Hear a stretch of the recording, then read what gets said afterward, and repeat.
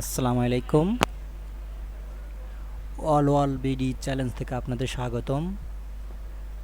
আমি আজ আপনাদের সাথে যে বিষয়টি শেয়ার করব তা হচ্ছে how to create a joint picture. একটি জোড়া ছবি আপনারা কিভাবে তৈরি করবেন সেই বিষয়টি আমি আপনাদের সাথে শেয়ার করব। আমাদের প্রতিদিন দৈনন্দিন কাজে একটি জোড়া ছবি বিভিন্ন কাজে ব্যবহৃত হয়, যেমন ব্যাংক, বিমা, এনজিও। এখানে একটি জোড়া ছবির প্রয়োজন হয়, তাই একটি জোড়া ছবি অতি সহজে কিভাবে তৈরি করবেন সেই বিষয়টি আমি আলোচনা করব। ওকে, এর জন্য আপনাকে প্রথমে একটি ফটোশপ নির্বাচন করতে হবে। আমি নির্বাচন করছি অ্যাডোবি ফটোশপ 7, ডবল ক্লিক করলাম। এখন যে ছবি দুইটি আমরা জোড়া করব বা জয়েন করব সেই ছবি দুইটি এখানে আনতে হবে। ওকে, চলুন আমরা নিয়ে আসি। আমি এই ছবিটি আর এই ছবিটি জয়েন্ট পিকচার তৈরি করব। এর জন্য প্রথমে আপনাকে যে কাজটি করতে হবে তা হলো ছবির ব্যাকগ্রাউন্ড কেটে দিতে হবে।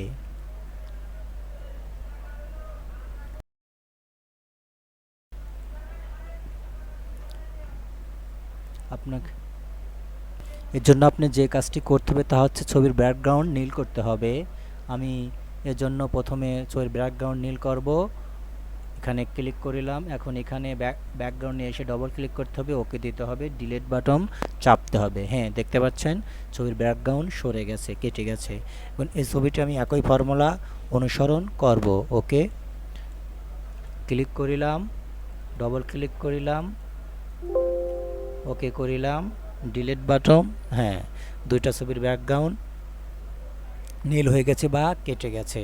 এখন এই দুইটা ছবি একসাথে বা একসাথে করব বা জয়েন করব।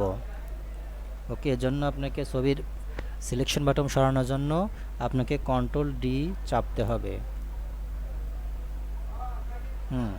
কেটে গেছে।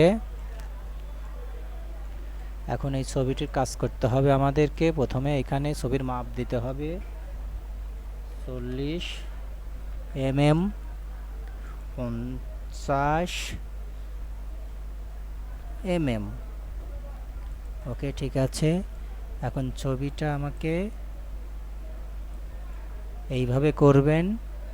দেখুন আমি কীভাবে তৈরি করি একটি জয়েন্ট পিকচার বা জোড়া ছবি। দেখতে পাচ্ছেন এই যে। ওকে, ইন্টারে চাপুন। চাপ দিলাম, দেখতে পাচ্ছেন জয়েন্ট পিকচার হচ্ছে। এখন ছবিটা সোজা করে নিতে হবে। নিলাম আমি 90 ডিগ্রি করে।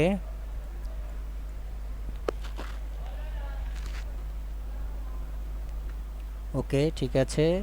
এখন এই ছবিটি আপনাকে এখান থেকে এখানে নিয়ে আসতে হবে। আমি আনলাম। দেখতে পাচ্ছেন ছবির কিভাবে আমি তৈরি করছি একটি জয়েন্ট পিকচার।